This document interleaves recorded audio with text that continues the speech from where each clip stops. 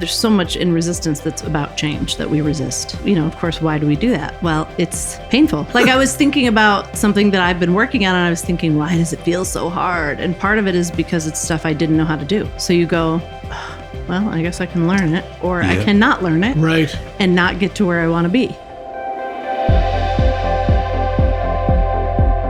I will say it's warming up, man. It is. Summer in Nashville. Here in Nashville. We're starting to feel it a little bit. Feeling it. It's fantastic. And it's time to go visit another part of the country. That's true. No, I've lived here for 21 years. My goal is July and August. I think it's time to visit the North. Yep. Luckily, we know a place. Yes, we know a place.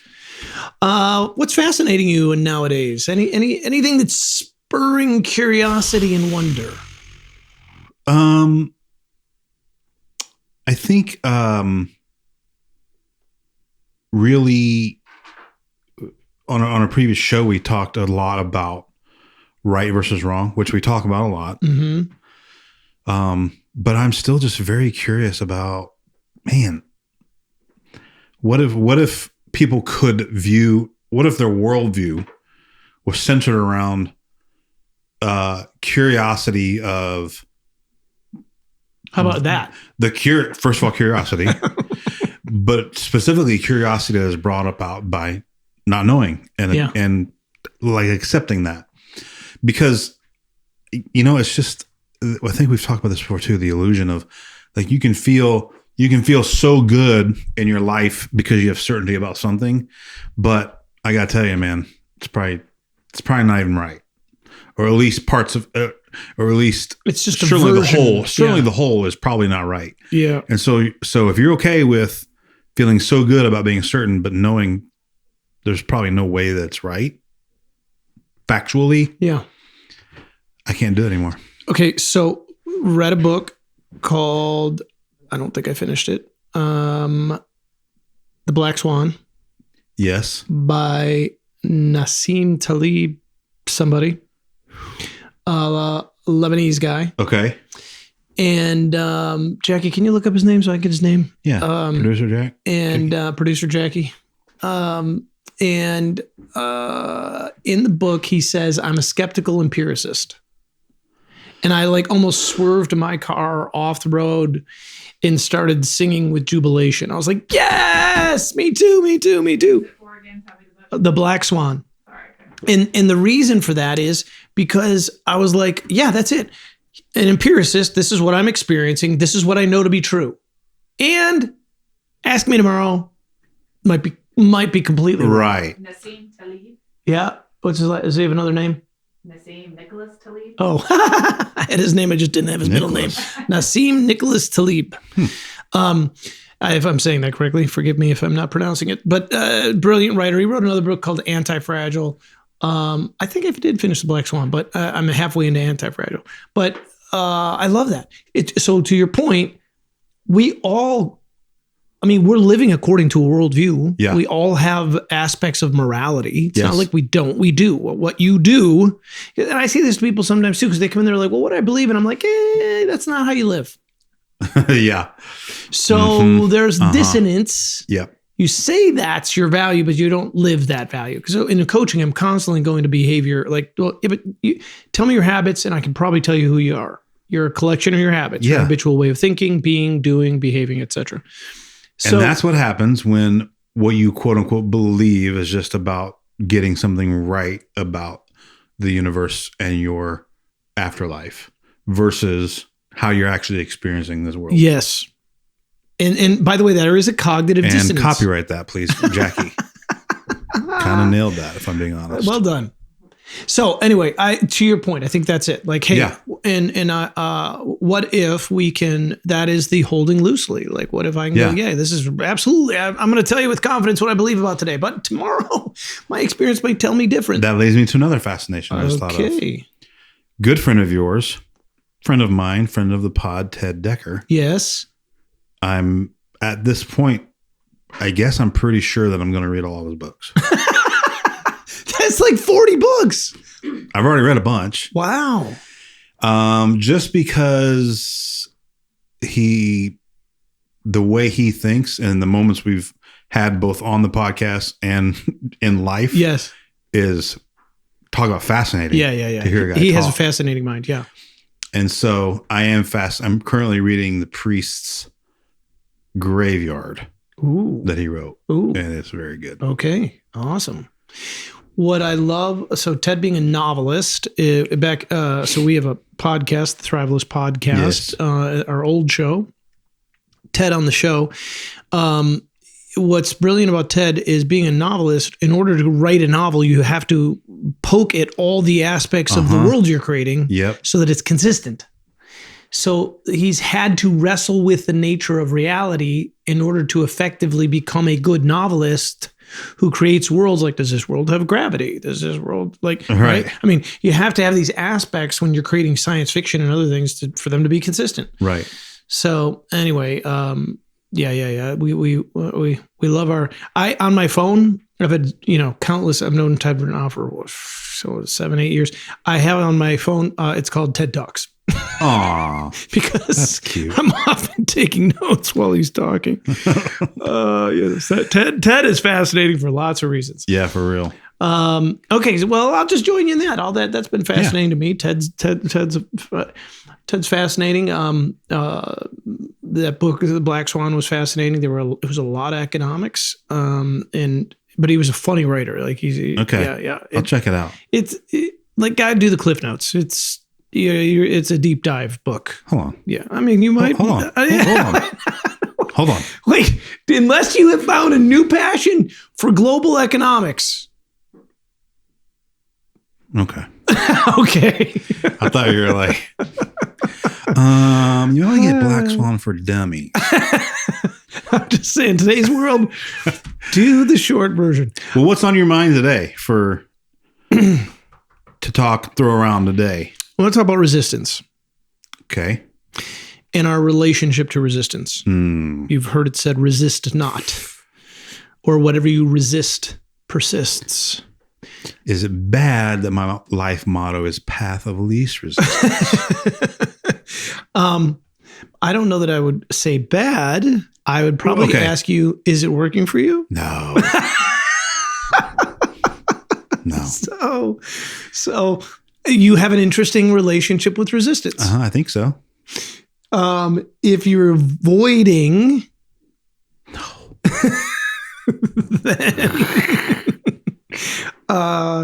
then you're missing out on the opportunity to dance with this tension. But it's most of us, we resist. Now, okay, so this is where it could be playing out in your life. I'm resisting that thing that's uncomfortable for me. Mm-hmm.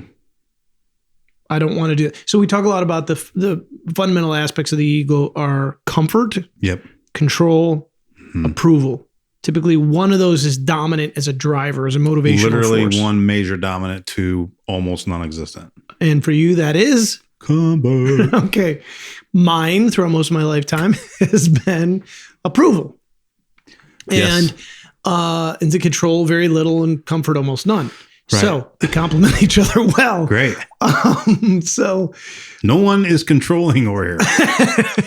yeah, which that's probably why sometimes things need to get done. Well, we have Jackie, and so the ego construct has one of those three typically that it goes to. So when resistance comes up, you might avoid.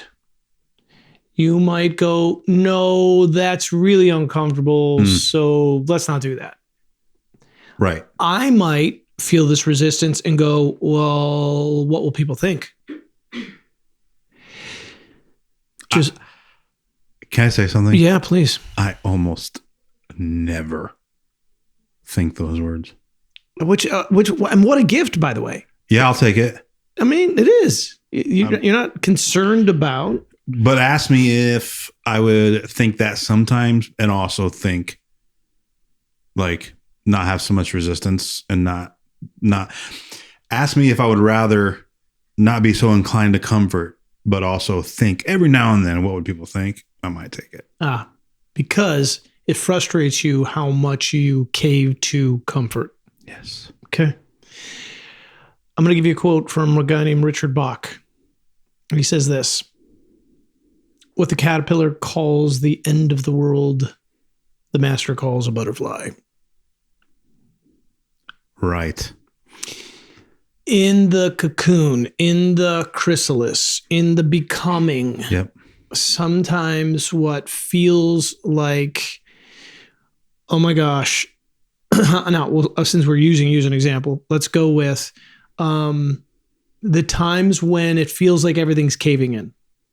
Mm-hmm. Your niece had cancer and has had multiple bouts of it. Yeah. And it's cool because our stop-in guest today happens to be your wife, my sister. Yeah. And I know when your niece was going through that, it had a huge impact on your family. Sure. And we could talk to Jineen a little bit about how that impacted her.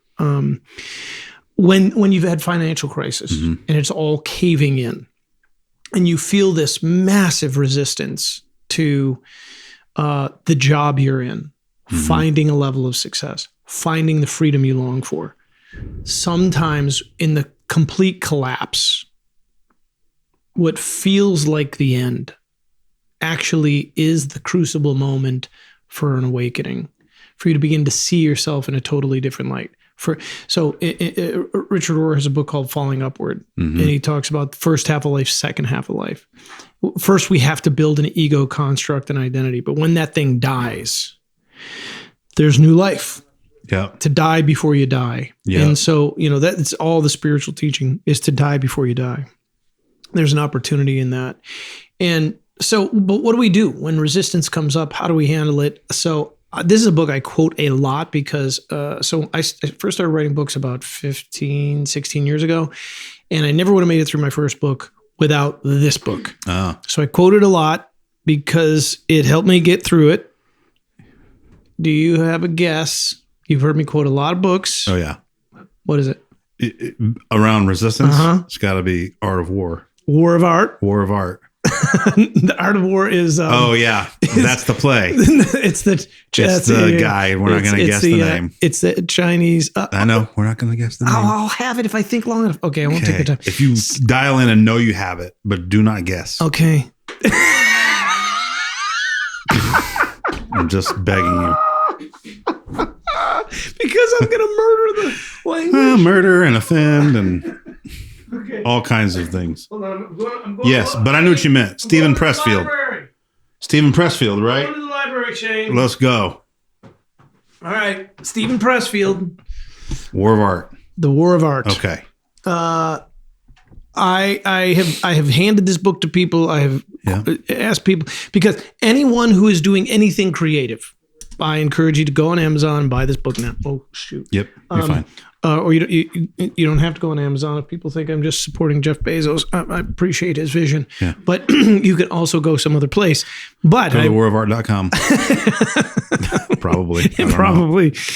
All right, page 9, War of Art, Stephen Pressfield. Resistance is insidious. Resistance will tell you anything to keep you from doing your work. It will perjure, fabricate, falsify, seduce, bully, cajole. Resistance is protean. It will assume any form if that's what it takes to deceive you. It will reason with you like a lawyer or jam a 9mm in your face like a stick-up man. Resistance has no conscience. It will pledge anything to get a deal, then double-cross you as soon as your back is turned. If you take resistance at its word, you deserve everything you get. Jeez. Resistance is always lying and always full of shit. No pulling punches. He doesn't pull Steve. He doesn't pull a punch. All right. And anyone who's ever done a creative act, you're like, totally. Right. Resistance never sleeps. In other words, fear doesn't go away. The warrior and the artist live by the same code of necessity, which dictates that the battle must be fought anew every day. Resistance goal is not to wound or disable. This is the one I quote the most. Yes. Resistance aims to kill. Its target is the epicenter of our being, our genius, our soul, the unique and priceless gift we were put on earth to give, and that no one else has but us. Resistance means business. When we fight it, we are in a war to the death.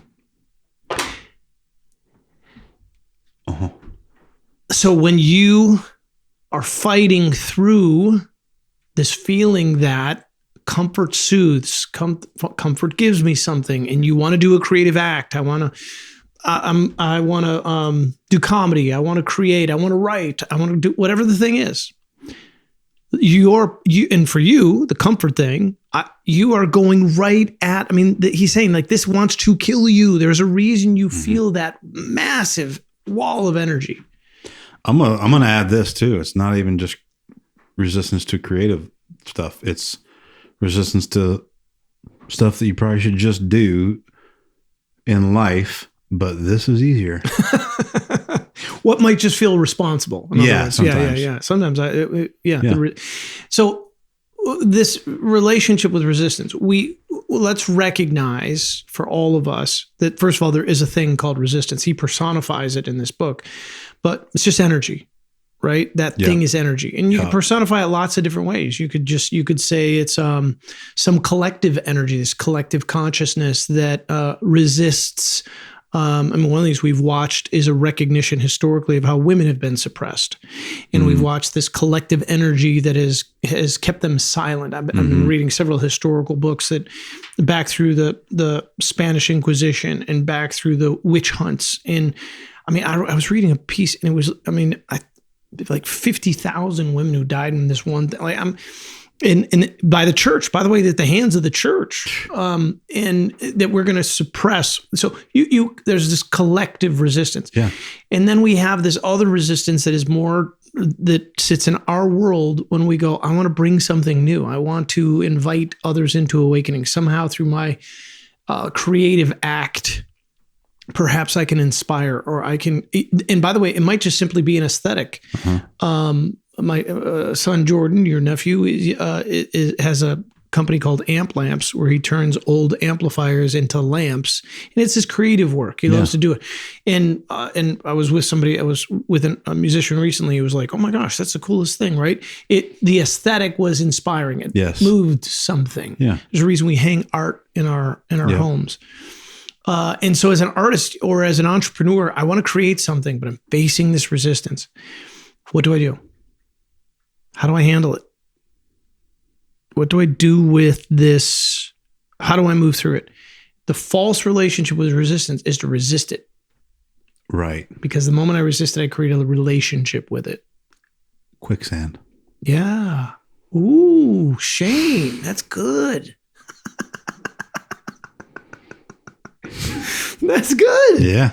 Right? I know. That's why I said it.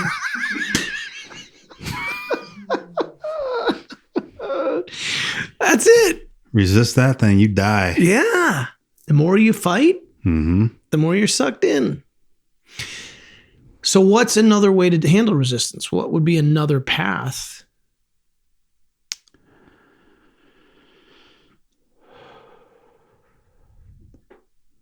Have Wesley save you? It's so funny. I thought I know you did. Of course, my mind went to Princess Bride immediately. Yes. Well, I wanted to say movement, but now I feel like that's not right. What if we start with almost like feelings? Yes. We just start by naming it. Okay. Let's just start by acknowledgement. Yep. Oh my gosh, there's a lot of resistance around this for me. Mm-hmm. Okay. Bring it out into the light. Why? No. Not why. We bring it out into the light because now it's not this insidious thing underground and I can't understand why I'm stuck. I can't get moving. No. Let's just name it. Oh, I got a lot of resistance. By the way, if I got a lot of resistance, maybe that means it's important. Because if there isn't any resistance, right. It might, unless I'm in flow state, but that other, like maybe this doesn't matter. Maybe this is just the path of least resistance. Yes. So first recognize resistance is telling you something. Right. It's a gift. Oh, okay. I got a lot of resistance around that. What is that? Is that telling me, whoa, danger, don't go there? Or is it saying, this is the very thing you were meant to do? And and like roll up your sleeves because now it's time to do the work. Young. Is resistance based in fear? What do you think? So. Absolutely, right? Yeah. And it's, this is going to kill me. that I'm going to lose everything. How many times you hear a story of someone had to jump from the vine to the other vine? They had to release the rung of the ladder to go to the next rung. I mean, this again, back to spiritual teacher psychology. This identity has to die before the other can be born. Right. You have to go through the chrysalis and you have to break out. And it's in the chrysalis. It is the movement. You remember the old story where there's a little kid who saw the caterpillar or the moth inside the chrysalis, and he went and he pulled it apart, thinking he was helping. Right. And the thing fell out and died. Yeah. The wrestle is what's creating the new person. Yes. So now let's acknowledge, I got a lot of resistance around this. Oh, the journey, it's not about the destination, it's about the journey. My battle with resistance right now is actually where the juice is going to come. Yeah. This is there's something in this that this is part of the creative process. We're a pretty good example. We've talked about doing this show for a very long time. Yeah. And we were like, we're going to have to invest some money. We're going to have to invest time. We're going to have to invest resources. What's a new format for us when we transition from the podcast to this YouTube show? There was a lot of resistance. Yep. And here we are. We're doing it. I realize I'm out of order here, but it just feels like the right time. I want to do free association with you. Let's go, dude. It's my favorite. Okay, so what I'm going to say a word. You have to immediately say whatever comes to mind. Oh no, Ben, get ready on the buzzer. On the editor. Yeah, the sensor. Whatever comes to mind. Okay. You ready? Yeah. Book. Read.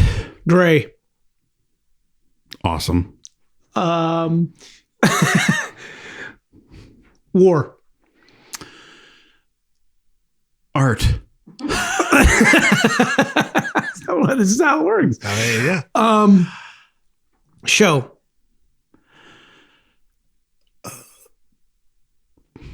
First word is us. Podcast.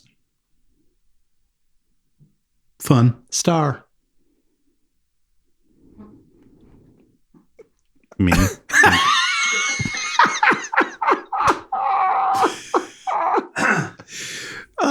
Soccer. Trauma. Yellow. Coldplay. Trump. Orange.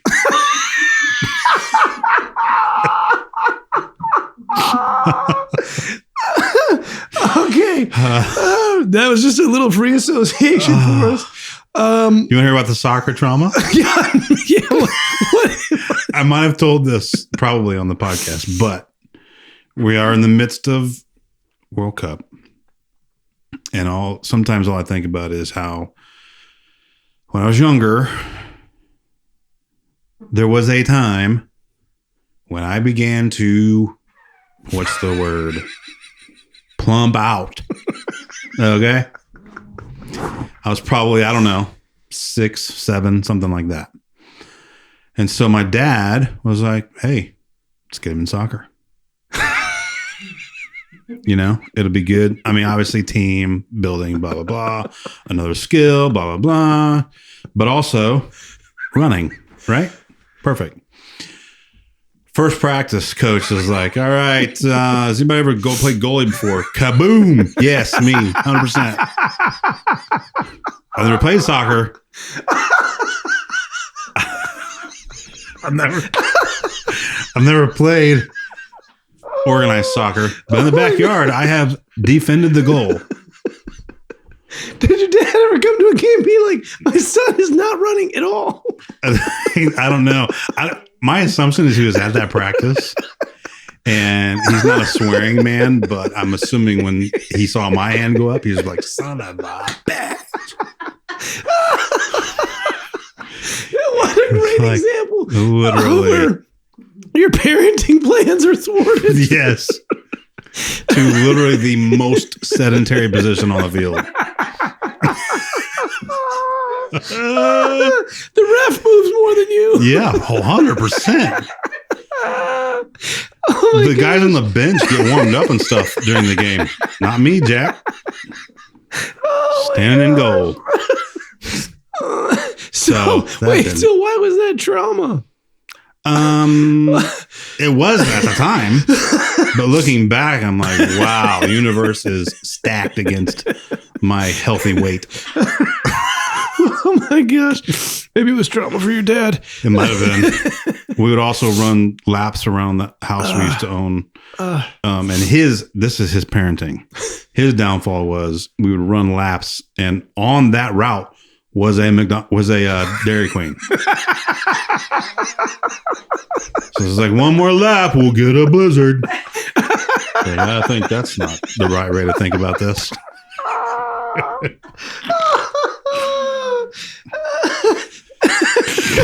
So, Oh my gosh. Calorie deficit has been an issue for a long time.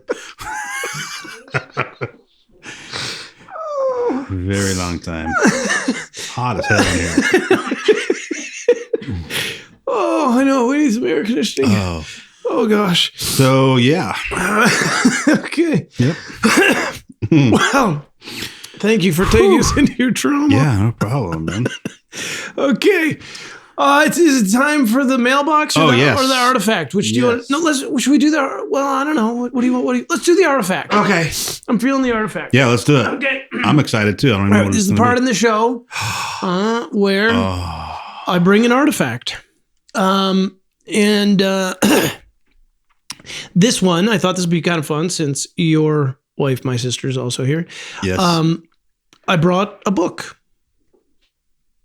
Mm-hmm. This is called Charlie and the Chocolate Factory, a play adapted by Richard George. Uh-huh. So we had Dad on the podcast, so we talk a little bit about this on the show. I found out stuff I did not know. I know, right? That podcast. Pretty wild. I mean, I generally knew this happened, yeah, but not some of the details. Some of the details around. So in the 70s, I think it was like 69 or 70, a movie came out. They changed the name, called it Willy Wonka and the Chocolate Factory. Right, because they wanted Wilder to be the star. Yeah, is that why? I don't know. I don't Sounds know. right. Yeah, it does sound right. We'll just go with that. The one thing I do know is, though, Roald Dahl was not happy about it. Two things. First, you change the name of the story. Secondly, Charlie, who plays the Christ character, in the book does not give in to temptation, but in the movie he does. And so Roald Dahl was like, you did not keep the purity of my character, who's meant to be the center of good. Yikes. So, because when you're telling a story, typically the protagonist is holding the center of good, right? Right. It's how you watch Yellowstone. Yeah. And like Rip just killed somebody, and you're like, man, but thank goodness he killed that guy. Clearly justified. Everything he does is justified because you've built your center of good around that protagonist, right? Anyway, but Roald Dahl wrote the children's story that way, and so my dad was a school teacher, and for Dad, speaking to resistance, here he is, a school teacher. He felt this.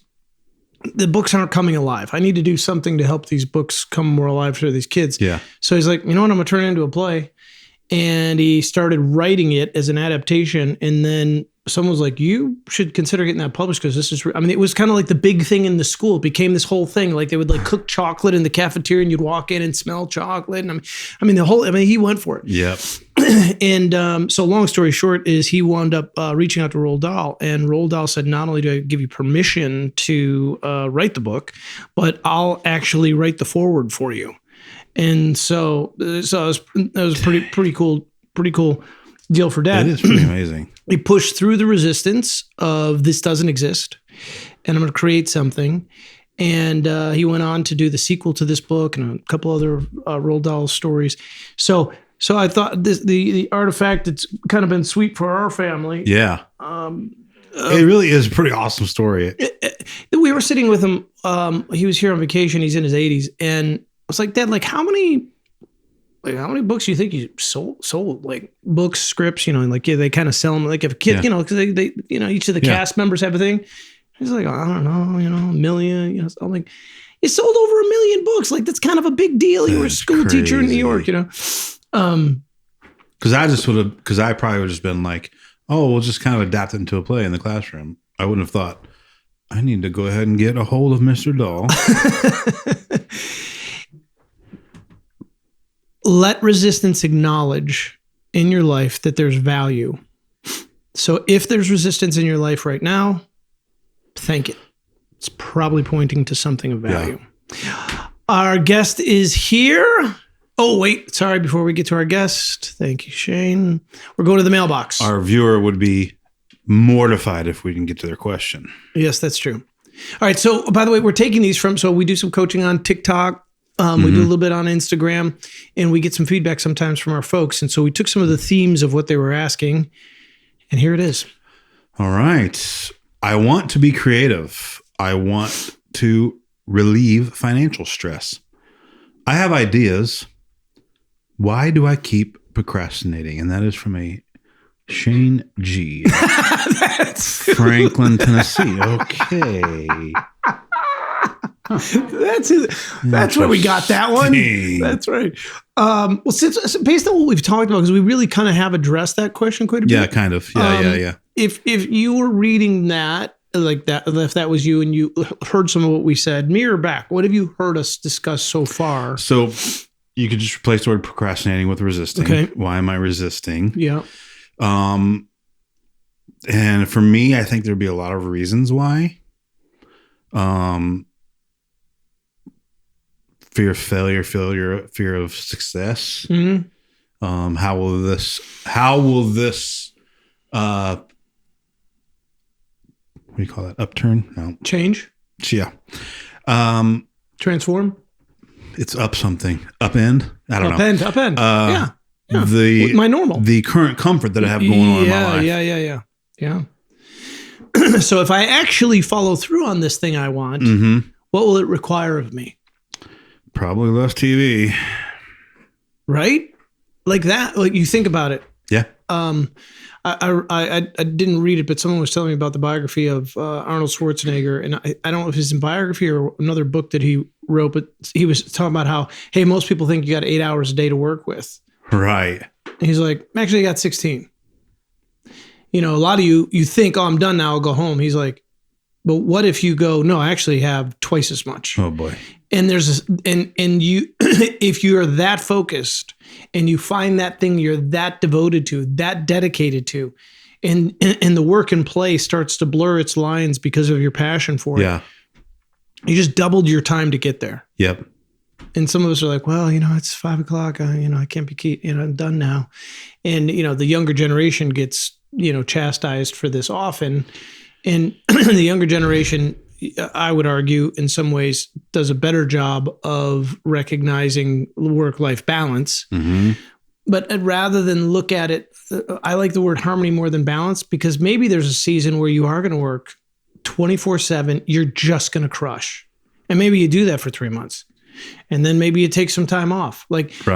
So there is something to be said about our older generation's work ethic, where we just put our heads down and didn't stop. Now, when you do that at self-abandonment and you do it at the cost of your family and other things, that's not the answer either. Yeah. Sometimes the pendulum swings all the way to the other side. And I would look at it more like, but there are seasons. And if you can commit to a season and go, you know what, for this season, I'm going to grind. Yep. Your dad for that book. For that, yep, 100%.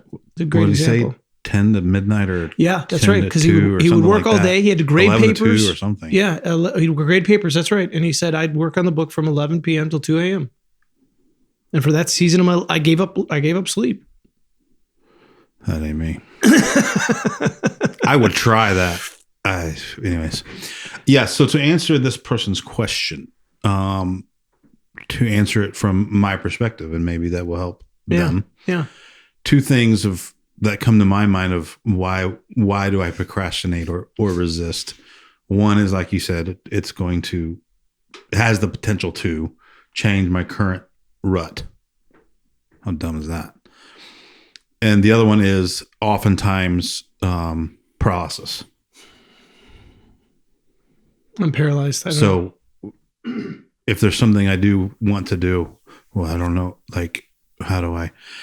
For me, you know what the paralysis is? I'm a one wing pretty heavy, and it's I get paralyzed by what is the what's the literal best and most effective way to do this that I'm not going to, it's not even about failing as much as, oh, that didn't work, as much as, oh, now that didn't work. That was a stupid way to do it. Like now we're back to where we were. It's that kind of thing. It's not really like, oh, I hate failing. It's, I hate not doing it in a way that. Is it not failing? Now, failing typically. It is probably. It's not failing. For you, it's not about somebody else's perception of you because you failed. Right. But it is I don't want to fail because that's a waste of time. Yep. Are you kidding me? I could have been more comfortable doing it. Yep. Like I displaced my comfort for this and it didn't work. Yes. Does that fail? Fair? Fail and fair. So, all right, that's good. Yeah. I guarantee people are going to relate to that. Yeah. Totally. Well, let's bring our guest in. That Let's was a good do it. time. I'm excited. Welcome to the show, Jineen Glover. George Glover. Shane gets. Well, you know. So you got to sit down on some of the show before you jumped on.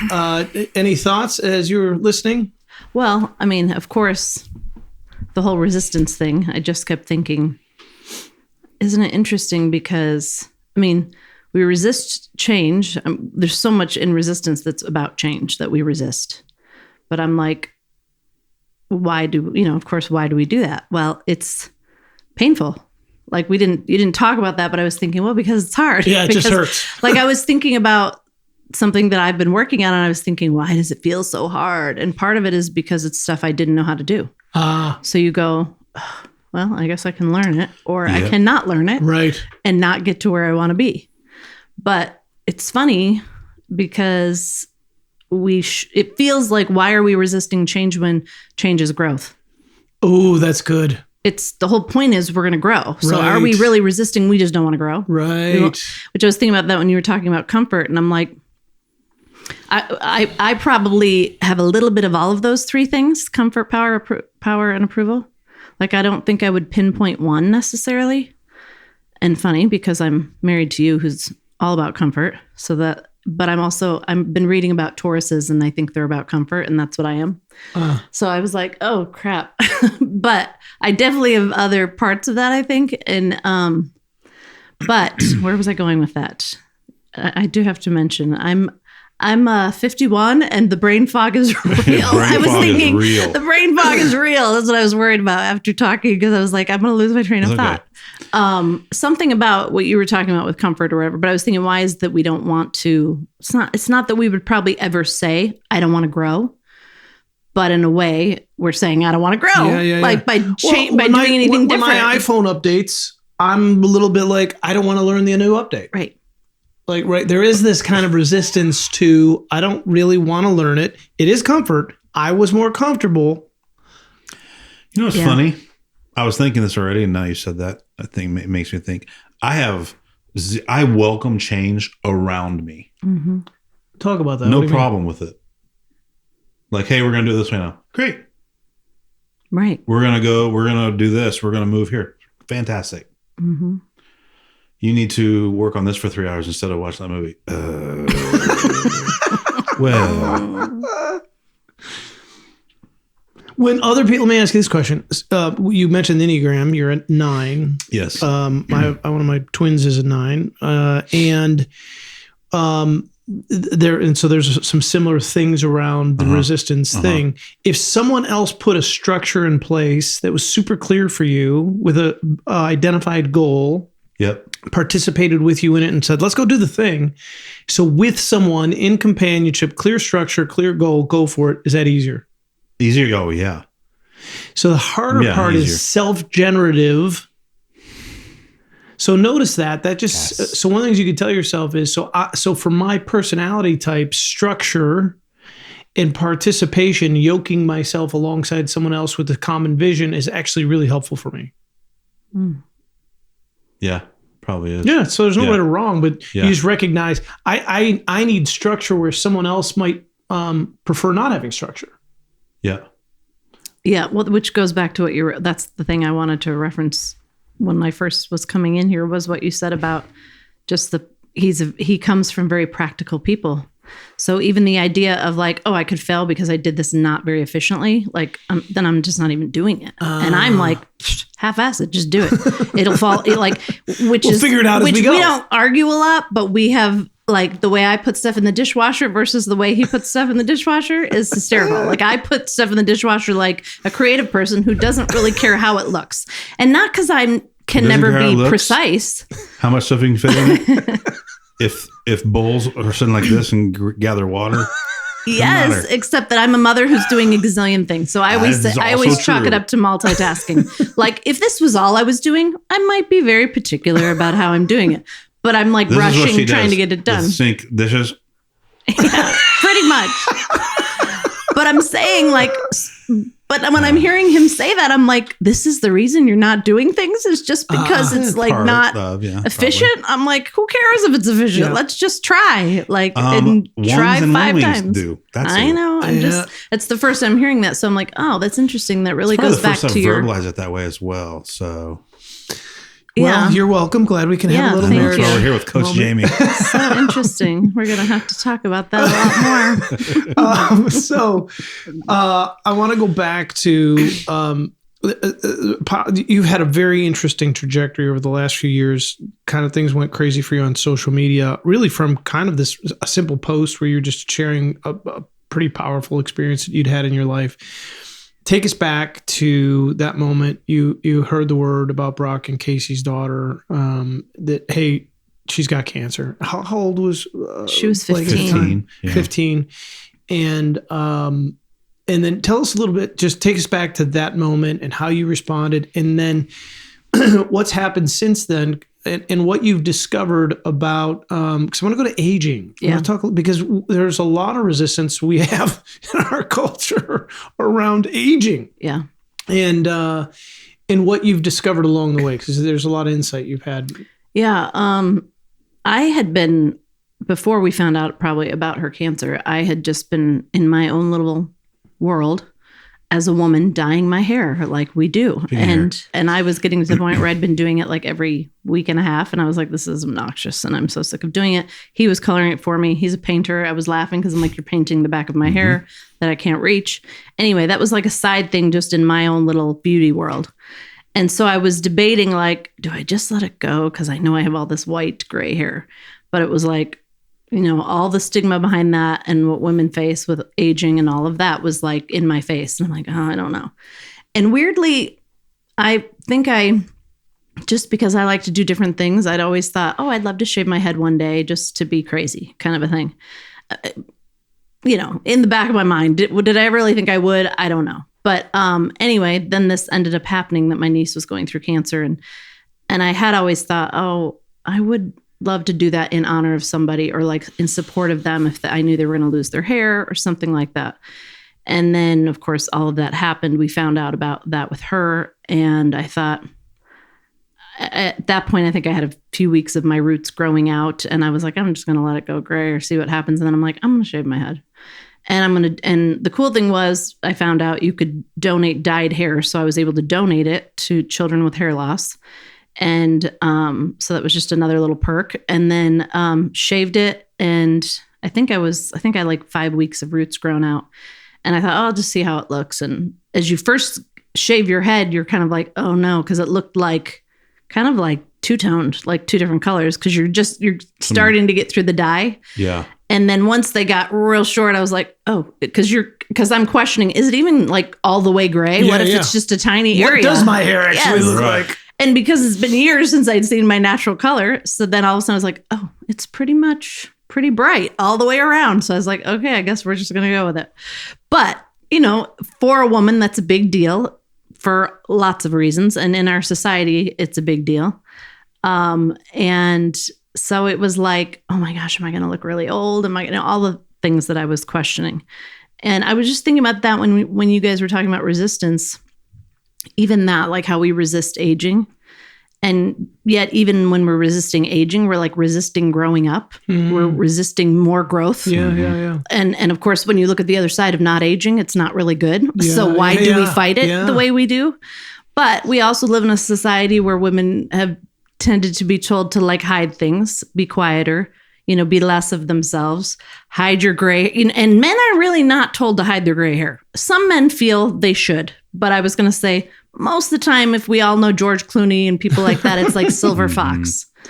And so, and that probably has changed through the years, because I think for years men were dying. And then when they finally realized they looked like they were wearing a big black mask of who knows what on their head, they said, maybe we shouldn't do this anymore. But it's just funny how there was always a double standard. Yeah. So anyway, I just decided, you know what? Well, now maybe I'll just document the grow out, because I knew I wasn't going to leave it shaved, although sometimes I wished I had, just because it was fun. And that really wasn't a huge thing at the time. No, there were, what's funny, because of course, Instagram even was probably, I don't know when it started. I was going to say it was probably early on in the early days of Instagram. This was 2018. I don't know how long it's existed. So 5 years or something. I don't know. Sure, and so, maybe it's longer than that. I don't know. But, so there wasn't, so even looking for women who had gone gray was kind of like, are there women that have gone gray? And they actually like look good. Because that was my thing, is I'm like, I love makeup. I love clothing. I'm not gonna, like, my father always had this old kind of like narrative on it, like you're letting yourself go. And like no makeup, no doing, like real dowdy, like just you're like invisible, which I do think women can feel as it is. If you live your life like I'm living mine, you are letting yourself go. No makeup. Oh, yeah. No, like you're describing yourself, bud. Well, that could be. It is funny how men, what you're describing, that is a fairly common let your hair go gray, for no men. Makeup. It's like, that's how you're living your life. Right. What are you talking about? That is interesting. But I will say, I don't know that I had thought of like, ooh, I've seen this woman who has gray hair and she's chic and cool. And just, that wasn't ever, you weren't seeing that very much. There was one girl who was my age who had been a model and she was Greek. She had very black hair, black eyebrows, and she got to the point where the dye was not covering, which was starting to happen to me. It was becoming like, it won't even cover for how bright it is. It's itching. It's burning my scalp. It's probably not great for me, all those things. So she had written a book called, I want to say it was called Beauty Reinvented. And so it was about her story about that. And being a model, it was obviously an even bigger deal because there weren't a lot of models that had gone gray. And so anyway, I was like, okay, she looks really good. And so I think I could figure out a way to pull this off or whatever. And then there was maybe one other girl named Annika who has this gorgeous long gray hair, which if you say that name, most women are like, I know her. She's like in Denmark and she was a model as well. I also know her. You know her. And she's actually an author of like 4 thriller books. I'll shout her out here, Annika. Okay. Anyway, but so those are the only women I really had seen. And so I'm like, well, if they can do it, I'm sure I can do it. But I also was still stuck in this mindset of like, am I gonna hate the way I look? So you did feel, this is good because this theme of resistance, you felt there was definitely resistance. Yeah. Yes. And so and I was even like to my kids, are you cool if I shave my head? Because I thought, well, they'd be embarrassed that their mother's shaving. My kids were like, whatever, I don't care. They didn't care. And then it was, what was amazing to me is all of a sudden, I mean, the world has changed, of course. I will say the most people that probably compliment me to this day are younger people that are like, I love your hair. And then they think I'm dyeing it or whatever, because then it became a thing that young kids would be dyeing their hair gray. What color is that? Yeah, like people literally say, so where can I get that color? And I'm like, God? Like, I'm like, I don't know what to tell you. This is not a bottle.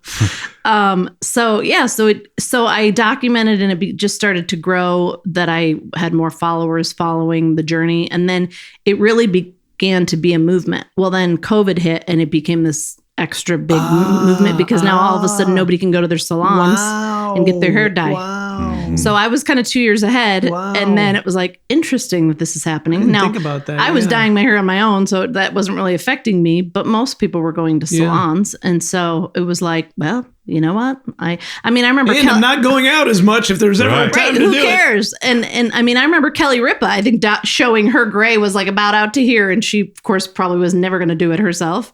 And eventually probably had somebody come and do it. So it kind of felt like women were doing this because they didn't have access to the salon or whatever. And then being like, oh my gosh, showing like, look what's happening, COVID, blah, blah, blah. And then it kind of like, wait a minute. Hey, this is cool. And why do we have to do this? Yeah. And there's a quote by Gloria Steinem that's, I won't get it exactly right, but it's something about like one day something about one day a bunch of gray-haired women are going to overtake the earth or something. And I always thought it was so funny, but I'm like, she's kind of predicted that because it's now just very normal. Well, what's interesting from a literal standpoint is one of my clients just wrote a book called The Great Wealth Transfer, and he's talking about the baby boomer generation, the largest generation. The men are dying before the women. They're leaving all of their wealth with their wives. Yeah. And I don't know if it's happened yet, but like we're at this hinge tipping point.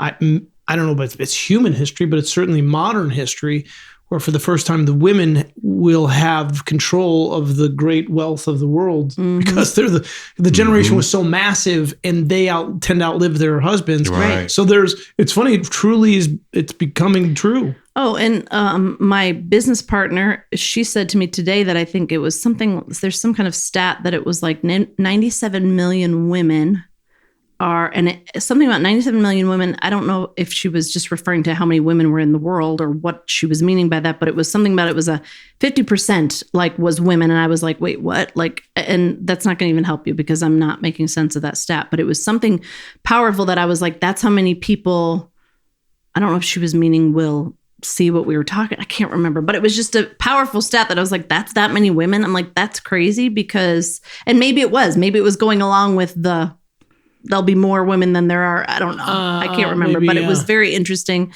And and that's what's interesting that you're saying that is there's such a market. So now because gray hair and silver hair and white hair and all that. First of all, we're trying to just say it's just another color option. Why isn't it just like brunette, red, blonde, gray? Like just why was it always like, oh no, you're really old if you have that color? I mean, like I was getting grays at 18, it really doesn't mean that's that. What's funny is gray hair is considered old, but it's not really true. Yeah. When men and women start getting gray, you can get gray. Who knows? I mean, our nephew has gray. Yeah, he has that little stripe of gray. Right. But the other thing is, I think that, I mean, it's like anything in society. There's lots of things that it's, they're trying to market something. So they're saying why this is bad. But there's been a cultural shift. Yeah. And I know you've been kind of on the front end of that. Yeah. And you said tell us a little bit about what you're involved in, because what I've been hearing through the years and kind of watching what's happening in your world is women who've been really grateful for, it's been empowering.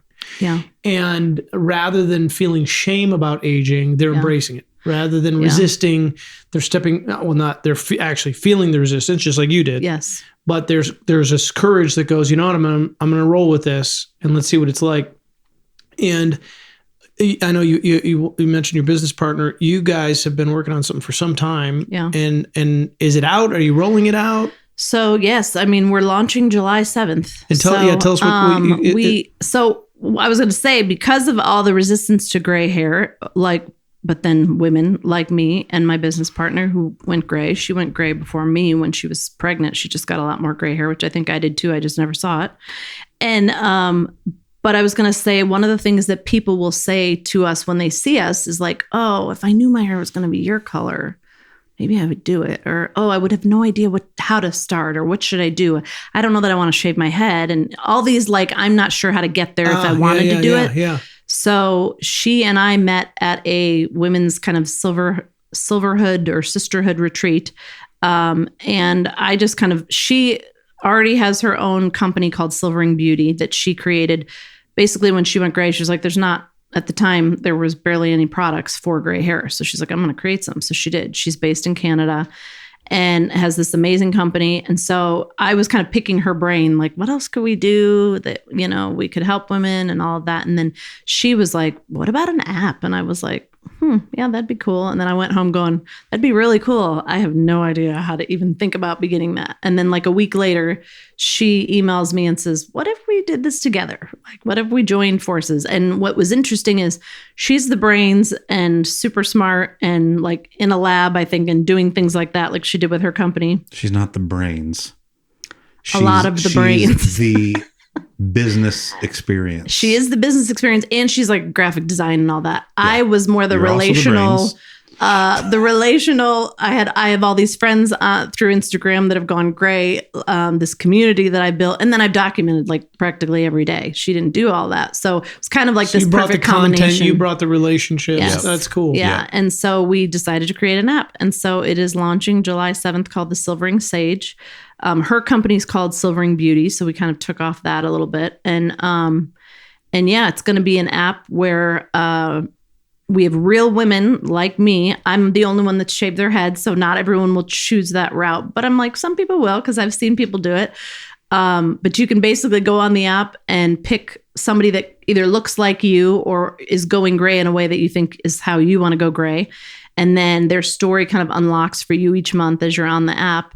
And then the other cool thing is we have contributors as well who are menopause coaches, health and wellness, all different things that women are typically going through at midlife, kind of around the same.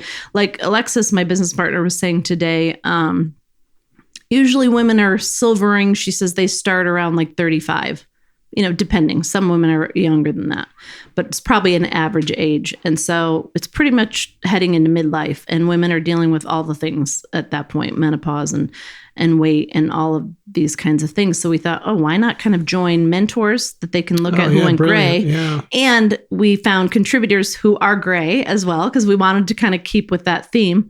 And because it's a powerful journey when you go gray as a woman. It's not just like, so I was thinking about the whole resistance to change, and I was like, yeah, I was resisting it. I was resisting it because it was going to be a huge change in my identity, because I was always a brunette. Like now, and first of all, I didn't know it was going to be this bright. So I thought, it'll just be kind of like a dark gray. So I'll still be a brunette. And I was like, oh no, I'm not. And I don't think men fully appreciate that for women. Yeah. Hair is a big deal. Yeah. Right. Whether it's society or whether it's personal preference, and maybe a combination of both, but there's a lot of identity in hair.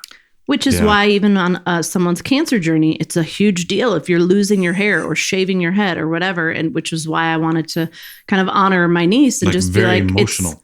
It's okay to have your head shaved, or it's okay to not have hair for a while, and it will grow back, and you're still beautiful inside, and obviously beauty comes from inside. So yeah, there's so much that's wrapped up in it, but that's one of the reasons, even in choosing our mentors and contributors, we really wanted people that had gone gray, because we're like, it's not just I stopped dyeing my hair. Yeah. It's kind of a whole journey. You've been through the journey. Mm-hmm. And it really is a journey from the inside out. And it is fighting off societal things. It is saying, I'm okay with not doing what maybe the majority is doing.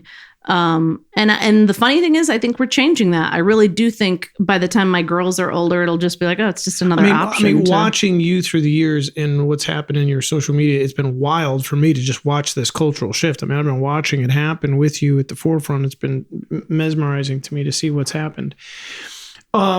Thank you for that. And for ladies who can relate, tell them, where do they go again? They just go to the App Store? I was going to say, yes, you'll be able to get it on Apple or Google Play. And right now you can go to the website, thesilveringsage.com. But I did want to mention also the other big part of it is it's a tracker. Like there's so many apps for tracking things, and women track their period, and they track the size of their baby that they're having. And, moon. And they track where the moon is. Yes, where the moon is. So we were like, why not a tracker to figure out how long it's going to take me to go gray? Yeah, that's brilliant. So you literally can start from like just your roots coming out and to about 2 years is about to here. And so you can be on the app for 2 years. You can join kind of wherever you're at. Yeah. And then because of good old AI, we have a little fun StyleCast try-on tool where you can literally try on hairstyles with different levels of gray hair to go, wow, oh, here's my goal. I'm going to make it there in this many weeks. And so that's kind of a amazing. Fun thing that and then it's just fun that two women in their 50s are creating an app, because we're like, how many women are doing that? That's kind of powerful. Right. So there's just so many been so many fun aspects to it. And I want to go to that piece, because I don't want to leave before we wrap up. I want to come right back to resistance. What has it been like going from a mother? No, we didn't even get to this part of your story, but surrogacy. Yeah. You were a mother for another mother. There were 2 children you gave birth to. Mm-hmm.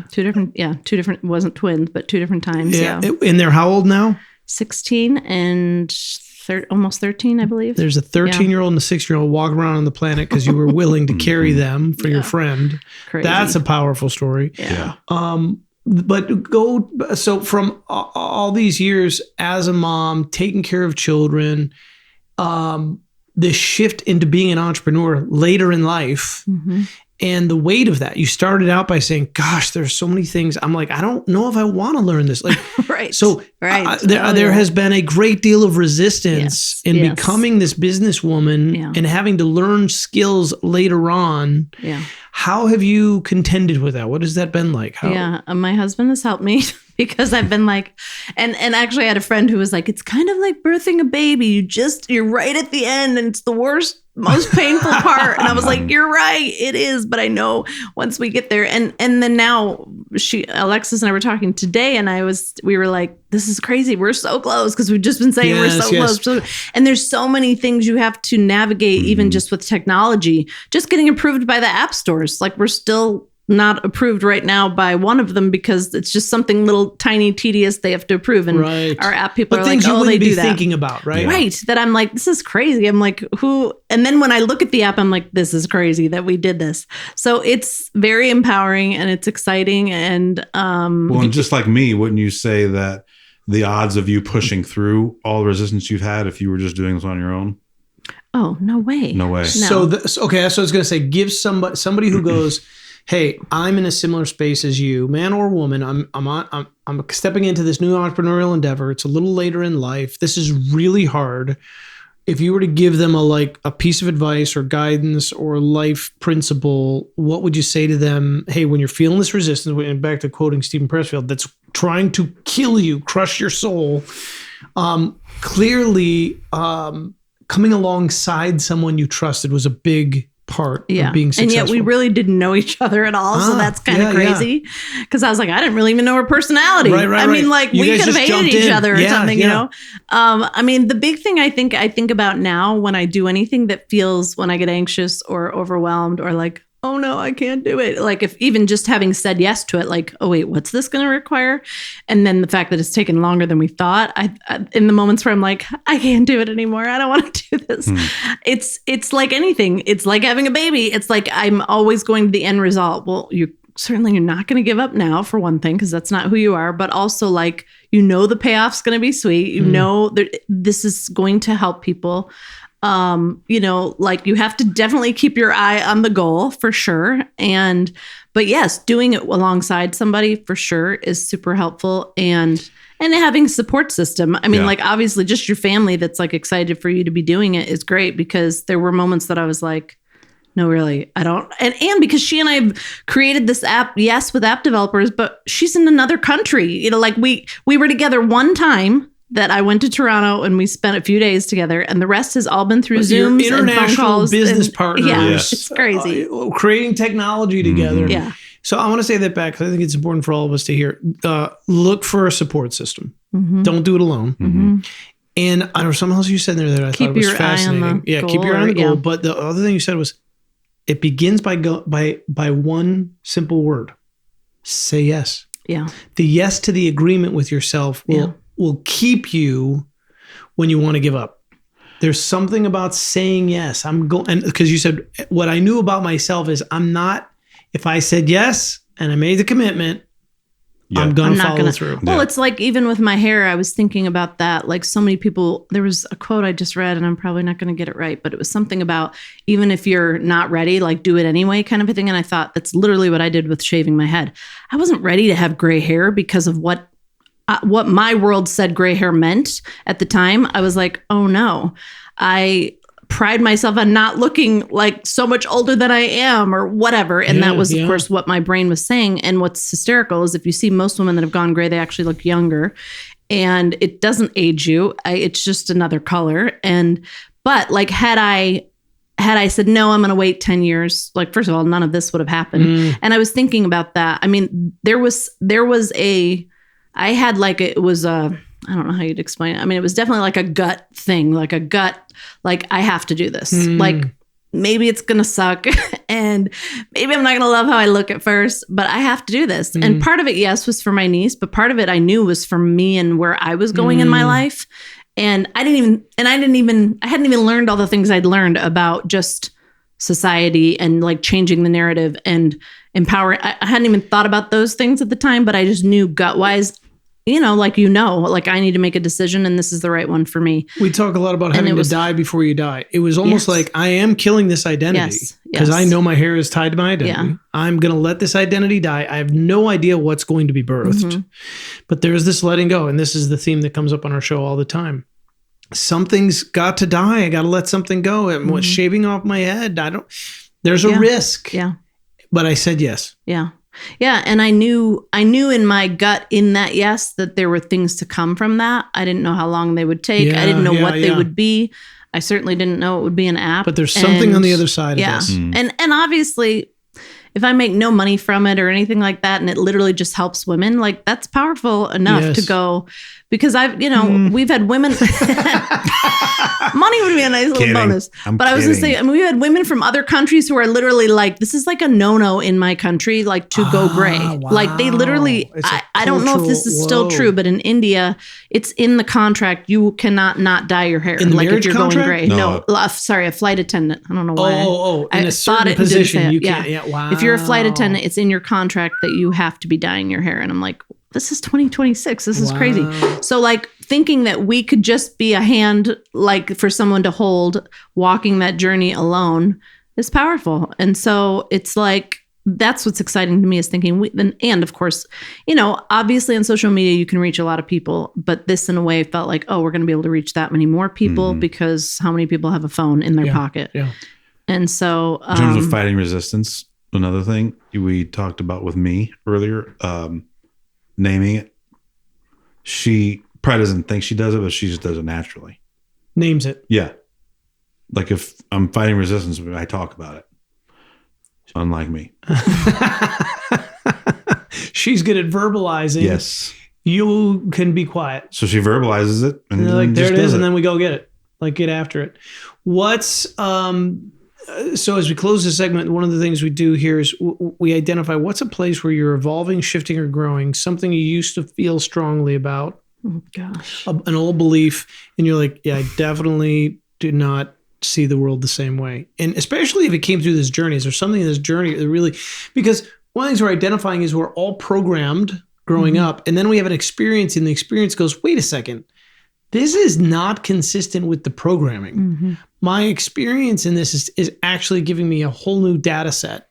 And this is more true. This resonates. What are you discovering? Well, certainly there's so many things I would say if we were talking about the patriarchy and the way women were taught to be or feel or do or all the things. But I was going to say, going along with the gray hair thing, that gray hair means you're getting old, or like just like that, or that you're, as you get older, you're going to be invisible. Like that's not true. Like you're actually more visible. Yeah. And I will say with my hair this color, I'm more visible. Yeah. Like people like spot me immediately. And like I said, I get the most compliments my hair I've ever had in my life. Nobody cared when I had brown hair. I think now they're just like, is that your actual hair color? Because they're just surprised by that. But like, I do feel like the big one is, so you can be raised a certain way. Society can teach you something. Certainly your family, whatever. Like I remember saying, I'll never go gray. I'll go blonde before I go gray. And then I was like, wow, isn't that interesting how life, that's a dramatic life circumstances made me go, no, I'm not doing that. I just don't want to dye my hair anymore. Yeah. And I want to be free of that. And then, what I didn't know was all the other freedoms that would come with it. Wow. So that's amazing. Yeah. Making this one choice actually opened up a whole new way of seeing the world and making me more free. Yeah. Wow, for sure. Gift. And it's, I hope it's done the same for like my daughters and my son, that they've seen their mother hopefully go like just break free from a lot of things in her life that she felt, tied to or was told she had to be, or whatever it is, that they go, oh, actually, she didn't have to do that. It also gets to inspire other people. Yeah, hopefully. That's what I hope. Well, we hope as a listener you've been inspired. Let me leave us with we always leave the show with one action. What can I do? Let's take this to the street. So as we talked about in the beginning, how about for you, if you first identify, is there any resistance in your life? Find it. Name it. Oh, I feel a lot of resistance here. Now be attentive to it and ask yourself, where's the resistance coming from? And what does it have to communicate to me? Perhaps it's preventing you from making a choice that could be really destructive. And so what you're feeling is just really wisdom showing up saying, hey, caution, be careful, be thoughtful about these next actions. Or in the context we've been discussing, perhaps it's this creative resistance. And name it, and then look underneath it. What is it pointing to regarding what you value? Because it's usually pointing to something very, very important to you. You may not even be able to articulate it. You heard Jineen saying, this just started with me shaving my head, but somewhere in my gut, in my intuition, I knew this was an action I was meant to take. And I knew there was something on the other side for me. There was a payoff. There was going to be something fulfilling. Find that. It doesn't matter if you've got this very clear vision of exactly what the painting is going to look like, the song's going to be, the new business, the new relationship. Just recognize the resistance is there for a reason, and it's speaking to you about something of value. And then finally, would you say yes? Would you make a commitment to yourself, an agreement that says, yes, I'm going to take one action straight at resistance to go do this thing I feel called to do. And we hope you're encouraged by that and that takes you into the future. Thanks as always for joining us. Jineen, thanks for coming. Thanks for having me.